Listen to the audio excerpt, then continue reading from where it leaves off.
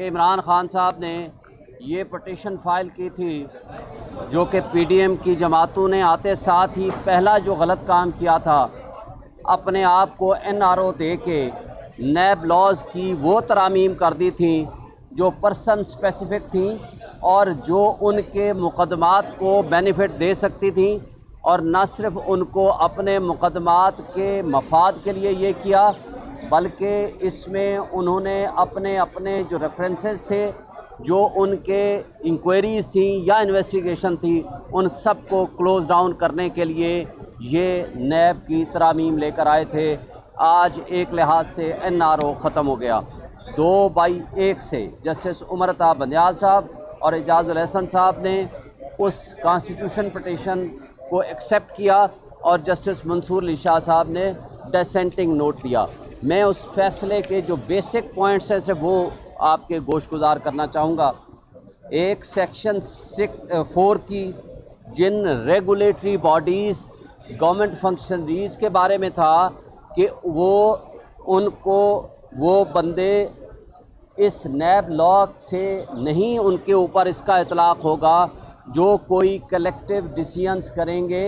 اور کسی کو بے شک بینیفٹ بھی دے دیں تو ان کے اوپر اس کا اطلاق نہیں ہوگا۔ وہ جو گورنمنٹ یا وہ پبلک سرونٹس یا وہ ریگولیٹری باڈیز کے لوگ جنہوں نے یہ فیصلے اگر بدنیتی پہ کریں گے، اگر وہ کرپشن پہ ملوث ہوں گے تو ان کے خلاف ایکشن ہو سکتا ہے۔ پھر دوسری بات کہ اس وقت آرٹیکل 184(3) کی پروسیڈنگز ہو سکتی ہیں یا نہیں ہو سکتی، اس کے بارے میں بھی فیصلہ دیا ہے کہ آرٹیکل 9 کی وائلیشن ہے، آرٹیکل 14 کی وائلیشن ہے، آرٹیکل 19A کی وائلیشن ہے، آرٹیکل 25 کی جہاں وائلیشن ہو تو یہ پبلک امپورٹنس کا کویسچن ہوتا ہے۔ اس میں اختیار ہے سپریم کورٹ کو under article 184(3) of the constitution کہ وہ پٹیشن کو انٹرٹینیبل کریں۔ نیکسٹ جو سپریم کورٹ کا فیصلہ ہے، سیکشن 5 میں آپ کو یاد ہوگا کہ بے نامی دار کی جو ڈیفینیشن تھی وہ چینج کر دی گئی تھی، تو لہٰذا وہ جو اوریجنل پوزیشن تھی اس کو ریسٹور کر دیا۔ اور ایک اور بات تھی کہ 50 کروڑ سے کم کا کوئی بھی مقدمہ ہوگا وہ انویسٹیگیشن یا انکوائری سٹیج یا کسی کورٹ میں ریفرنس تھا وہ بھی واپس ہو گیا تھا، اس کو بھی انہوں نے ختم کر دیا اور اوریجنل لا کو ریسٹور کر دیا۔ اسی طرح سیکشن 9 بڑا اہم تھا۔ سیکشن 9 کا سب سیکشن 5 9A(5) جو تھا ایسٹس بیانڈ مینز، جو ایسٹس بیانڈ مینز کا ایشو تھا اس کو بھی چینج کیا اوریجنل پوزیشن میں، کیونکہ یہاں انہوں نے لا کو بدلی کر دیا تھا اور یہ کہہ دیا تھا کہ ایسٹس بیانڈ مینز اگر ہیں بھی تو اس سے کوئی فرق نہیں پڑے گا انٹل اینڈ انلیس پراسیکیوشن اس میں ثابت کرے کہ جناب یہ کرپشن کے پیسے ہیں۔ حالانکہ جب کوئی شخص کی فرض کرو پراپرٹی یا تنخواہ یا اس کے جو نون سورسز ہیں وہ ہیں 1 کروڑ کے، پراپرٹی یا وہ ایسٹس بیانڈ مینز رکھتا ہے وہ 50 کروڑ کے، تو کیا اس کا امپیکٹ آئے گا؟ تو نیچرلی اس سے پوچھا جائے گا کہ یہ آپ بتائیں کہ آپ کے پاس یہ ایسٹس کہاں سے آئے ہیں، تو لہٰذا وہ بھی اوریجنل لا کو ریسٹور کر دیا گیا۔ اسی طرح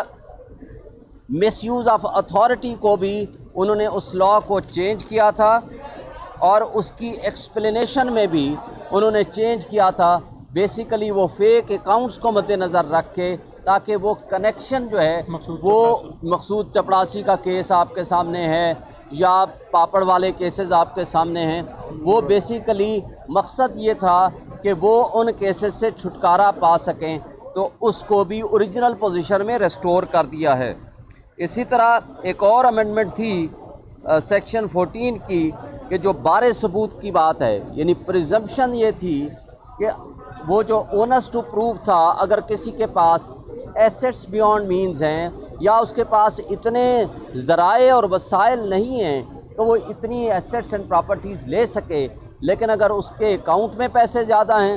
یا اس کے پاس پراپرٹی زیادہ ہے تو اس حوالے سے بھی بارِ ثبوت اس پہ دے دیا گیا نیب اتھارٹیز پہ کہ وہ ثابت کریں گے کہ کس طرح اس نے کرپٹ پریکٹسز سے پیسے کمائے ہیں، لیکن وہ بھی چینج کر دیا گیا، یہ بار ثبوت بھی تبدیل کر دیا گیا۔ اب وہ شخص بتائے گا کہ اس کے اکاؤنٹ میں کتنے پیسے ہیں۔ اور ایک چیز اور بھی ہے، تو وہ تھا کہ آج فرض کرو انویسٹیگیشن شروع ہوتی ہے، آج کسی شخص کے اکاؤنٹ میں 1 کروڑ روپیہ ہے تو صرف اس کے بارے میں پوچھا جائے گا۔ آج سے ایک ہفتہ پہلے اگر اس کے اکاؤنٹ میں 1 بلین تھا تو وہ نہیں اس سے پوچھا جائے گا کہ کیسے اس نے بنائے اور کہاں سے آئے اور کہاں گئے۔ تو اس طرح کی بہت ساری ترامیم جو انہوں نے کی تھیں، کیونکہ جو قانون بنانے والے تھے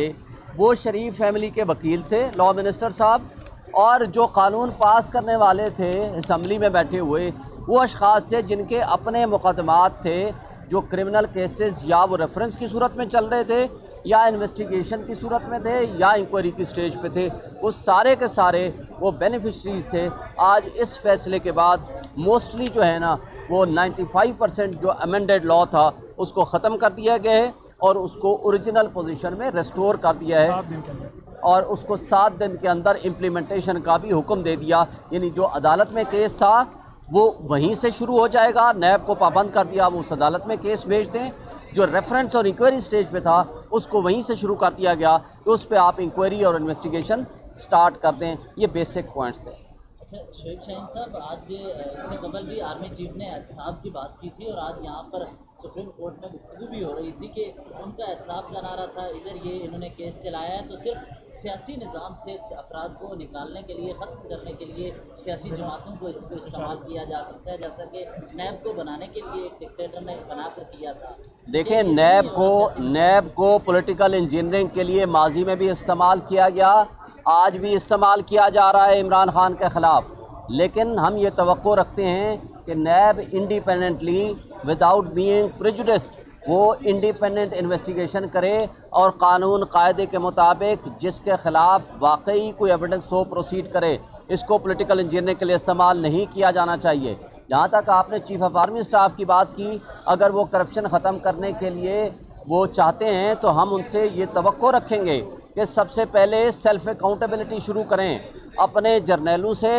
اپنی فوج کے لوگوں سے وہ احتساب شروع کریں تو لوگ ان کے اوپر اعتماد بھی کریں گے اور اس کا فائدہ ادارے کو بھی ہوگا اور ملک کو بھی ہوگا۔ چیف جسٹس صاحب ریٹائر ہو رہے ہیں اب، کیونکہ 2-1 سے فیصلہ ہے، کیا سمجھتے ہیں کہ نظر ثانی کی جب اپیل آئے گی تو یہ فیصلہ دوبارہ تبدیل ہو جائے گا؟ نظر ثانی کی اپیل صرف گورنمنٹ کر سکتی ہے، لیکن میرا نہیں خیال کہ اس میں کوئی ریویو کی کوئی گنجائش موجود ہے، کیونکہ ویل ریزنڈ ججمنٹ اور آرڈر ہے۔ سر یہ جو شہباز شریف اور باقی سب کو رہا کر دیا گیا تھا عدالتوں کے ذریعے، کیا ان کو اب دوبارہ ان کے کیسز دوبارہ سے ان کو جو ہے دیکھیں اگر تو کوئی نیب لاء کے تحت اگر رہا کیا گیا تھا تو وہ بالکل وہیں سے سٹارٹ ہوگا جہاں سے وہ ہوا تھا، لیکن اگر ایف آئی اے کے کیسز تھے اس کے اوپر اس کا اطلاق نہیں ہوگا۔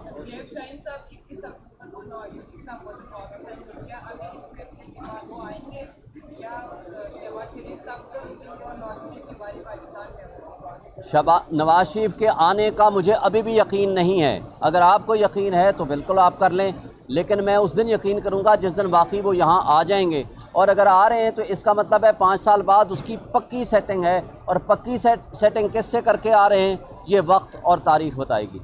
سر یہ بتائیے گا کہ اب تک کے جتنے فیصلے سپریم کورٹ سے آئے ہیں اللہ کا ایسا رہا ہے کہ صرف سیاستدانوں کے خلاف آ رہے ہیں، سیاستدانوں کے علاوہ